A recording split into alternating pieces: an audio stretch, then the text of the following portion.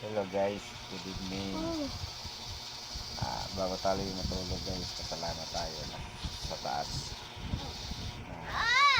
Kahit pa paano, karanas tayo ng kahirapan, buhay pa rin tayo, kumakain pa rin tayo ng 3 beses sa isang araw. Salamat Lord. At pinapasalamat ko nga pala na ito, pinag-pray ko na sana maging successful ang panganak ng asawa ko mga guys.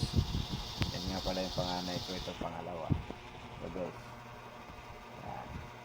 Pangalawa ko pala yan guys. Yan yung panganay ko. Sobrang puti guys, diba? Yan yung panganay ko. Masyadong maputi.